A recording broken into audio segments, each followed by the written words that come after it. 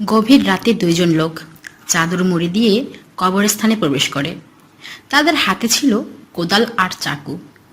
একজন আরেকজনকে বলছে, আচ্ছা আবুল ভাই, আপনি তো এই কবরস্থানে অনেকদিন ধরেই দেখাশোনা করছেন, তাই তো আপনার সাহায্য নিয়েই এই কাজটা করতে যাচ্ছি। আচ্ছা, আপনার কি ভয় লাগে না এমন একটা কবরস্থানে রাতে পাহারা দিতে? আবুল মিয়া বলল, ভয় আবার কিসের? মরা মানুষ কি কবর থেকে উঠে এসে আমার কোনো ক্ষতি করতে পারবে?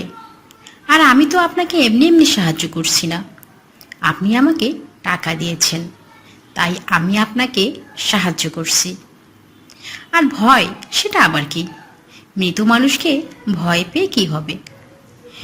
এবার করিম সাহেব একটু মজার ছলে বলল, মৃত মানুষ যখন জীবিত হয়ে যায় তখন সে হিংস্র পশুর চেয়েও ভয়ানক হয়, বুঝেছেন আবুল মিয়া? এবার আবুল মিয়া বলল, এসব কথা বলিয়েন না তো, যেটা করতে এসেছেন সেটা করে তাড়াতাড়ি এখান থেকে বিদায় হন। কেউ দেখে ফেললে খুব সমস্যা হয়ে যাবে। এই কবরস্থানে সরকারি হাসপাতালের সব বেওয়ারিশ লাশগুলো দাফন করা হয়, তাই তাদের জানাজাও হয় না ঠিকমতো, কারণ লাশটা কোন ধর্মের অনুসারী সেটা কেউ জানে না, তাই এভাবেই জানাজা ছাড়া দাফন করে দেওয়া হয়। কিন্তু আপনি এমন লাশ দিয়ে কি করবেন, আমাকে একটু খুলে বলবেন? করিম সাহেব বলল, না না আবুল ভাই, এটা তো কথা ছিল না। কথা ছিল আপনি আমাকে কিছুই জিজ্ঞাসা করতে পারবেন না যতক্ষণ আমি নিজে থেকে কিছু না বলি আপনাকে।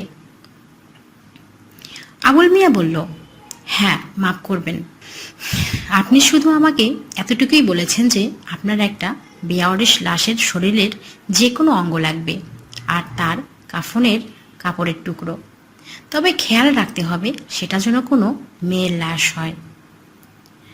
লোকটা বলল, হ্যাঁ, এতটুকুই জেনে রাখেন। আপনি তো বললেন গতকাল বিকেলেই নাকি একটা মেয়ের লাশ দাফন করা হয়েছে এখানে, কোথায় তার কবর? এভাবে কথা বলতে বলতে তারা কবরস্থানের অনেক ভিতরে চলে এলো। চারদিক থেকে ঝিঝি পোকার ডাক ভেসে আসছে, দূরে কোথাও কুকুরের ঘেউ ঘেউ শব্দ হচ্ছে। হঠাৎ আবুল নামের লোকটা পা পিছলে একটা গর্তের মাঝে পড়ে গেল। সেটা ছিল একটা পুরনো ভাঙ্গা কবর। মাথার খুলিটা ছাড়া আর কিছুই অবশিষ্ট নেই কবরে। করিম সাহেব তাকে টেনে হেসড়ে উপরে তুলল, কিন্তু গাছের শেকড়ের সাথে আটকে আবুলের জামার কিছু অংশ ছিঁড়ে রয়ে গেল সেই কবরে। সেটা তারা খেয়ালই করল না। এরপর যথারীতি আবার তারা হাঁটতে হাঁটতে একটু সামনে গিয়ে একটা কবরের সামনে দাঁড়ালো।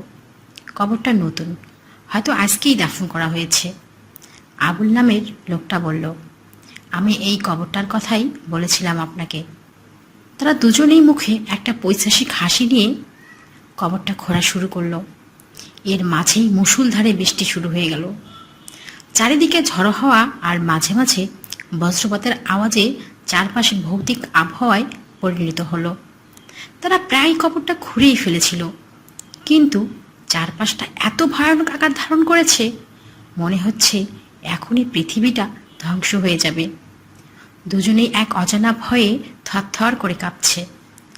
সাদা কাফনে মোড়ানো লাশটা প্রায় বেরিয়ে এসেছে। তাড়াতাড়ি করে করিম সাহেব লাশের মাথার কাছ থেকে কাফনের কাপড় কেটে নিল। এরপর কফিনটা খুলে দেখল এটা খুবই সুন্দরী এক মেয়ের লাশ। আবুল মিয়া বলল, মেয়েটা পতিতা ছিল। গত কয়েকদিন আগে এক প্রভাবশালী ব্যক্তির সাথে রাত কাটাতে গিয়ে মার্ডার হয়েছে। পিতৃ পরিচয় না থাকায় তাকে বেয়ারিশ হিসেবেই দাফন করা হয়েছে। করিম সাহেব তার কথা মন দিয়ে শুনছিল আর খুঁজতেছিল লাশের কোন অঙ্গ কাটা যায়। ভাবতে ভাবতে সে লাশের একটা হাত কবজি পর্যন্ত কেটে একটা ব্যাগে ঢুকিয়ে নেয়। এদিকে বৃষ্টির পানিতে কবরটা ভরে যেতে লাগলো। তারা কোনো রকম লাশটাকে মাটি চাপা দিয়ে তাড়াতাড়ি উল্টো ঘুরে চলে আসছিল। ঠিক তখনই পেছন থেকে একটা মেয়ে কণ্ঠের কান্না শুনতে পেল।